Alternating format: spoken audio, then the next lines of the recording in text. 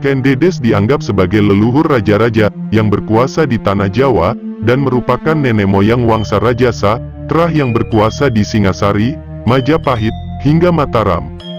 Selain garis keturunan, kisah rahasia kecantikan Ken Dedes pun terus diulik.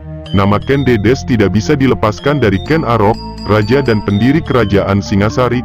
Ken Dedes disebut sebagai perempuan Nareswari yang berarti perempuan utama. Ken Dedes merupakan putri dari Empu Purwa, seorang pendeta Buddha aliran Mahayana dari desa Panawijen. Disebutkan bahwa pertama kali Ken Arok bertemu dengan Ken Dedes adalah di Patirtan Watu Gede Kecamatan Singosari, Kabupaten Malang. Di pertemuan itulah yang membuat Ken Arok akhirnya jatuh cinta karena melihat betis Ken Dedes. Patirtan Watu Gede ini digunakan khusus untuk para ratu, salah satu yang utama adalah untuk putri Ken Dedes, kata sejarawan Universitas Negeri Malang Dwi Cahyono. Sedangkan dalam kitab Pararaton menyebutkan Keng Kiswetisira, Keng Kaptekeng Rahasyanika, Nener Katon Muruk Denira Ken Arok, yang berarti tersingkap betisnya, yang terbuka sampai terbuka rahasianya, lalu terlihat oleh Ken Arok. Suntingan Pararaton tersebut menunjukkan bahwa ada bagian tubuh istimewa dari Ken Dedes, yang memancarkan cahaya magis saat terlihat oleh Ken Arok, sewaktu masih menjadi abdi dalam Tunggul Ametung. Kemudian Ken Arok menceritakan apa yang dilihatnya kepada gurunya pendeta Logawe. Lalu Logawe menjelaskan kepada Ken Arok kalau perempuan yang memancarkan cahaya magis seperti itu adalah Nareswari.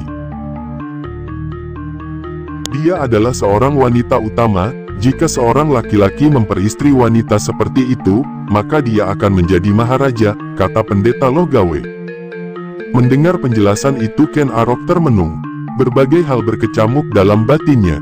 Lalu Ken Arok berusaha mendapatkan Ken Dedes. Dia lalu memesan keris Empu Gandring untuk membunuh Tunggul Ametung. Dengan kelihayannya, Ken Arok dapat memperoleh tahta Tumapel, sekaligus memperistri Ken Dedes sehingga akhirnya dia menjadi raja pertama Singasari. Sebelumnya Tunggul Ametung Akuwu Tumapel, yang merupakan wilayah bawahan kerajaan Panjalu Kediri, juga jatuh hati pada Ken Dedes. Tunggul Ametung segera ingin mempersunting sang gadis cantik itu, lalu Tunggul Ametung mendatangi kediaman Ken Dedes. Saat itu ayah Ken Dedes sedang berada di hutan. Ken Dedes pun meminta Tunggul Ametung supaya sabar menunggu. Namun Tunggul Ametung tidak kuasa menahan diri. Ken Dedes pun dibawanya pulang dengan paksa ke kerajaan Tumapel untuk dinikahi. Ketika Empu Purwa pulang ke rumah, dia marah mendapati putrinya telah diculik. Dia sangat marah dan akhirnya mengutuk orang yang telah menculik putrinya. Hai orang yang melarikan anakku, semoga tidak mengenyam kenikmatan, matilah dia dibunuh dengan keris. Demikian juga orang-orang Panawijen, keringlah sumurnya, semoga tidak keluar air dari sumurnya, katanya. Kutukan Empu Purwa pun terbukti, dengan tewasnya Tunggul Ametung di tangan Ken Arok dengan keris Empu Gandring.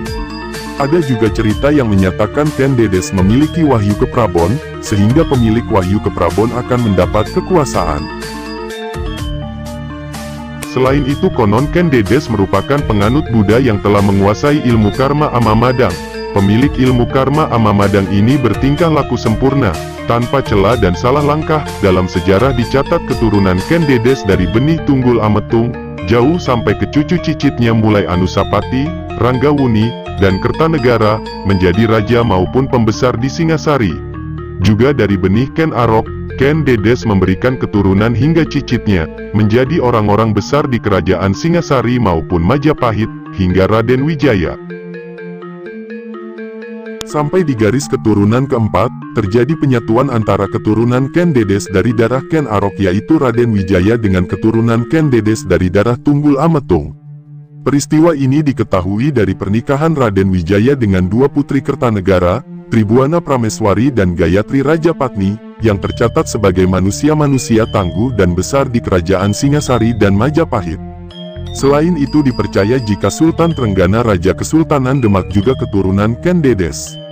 Sementara Raden Patah juga merupakan putra Prabu Brawijaya, dan tentunya masih dalam garis keturunan Raden Wijaya. Demikian pula ketika Demak digantikan Pajang yang diperintah Sultan Hadiwijaya, di mana Sultan Hadiwijaya atau Joko Tingkir adalah anak Ki Ageng Pengging, yang juga keturunan Brawijaya.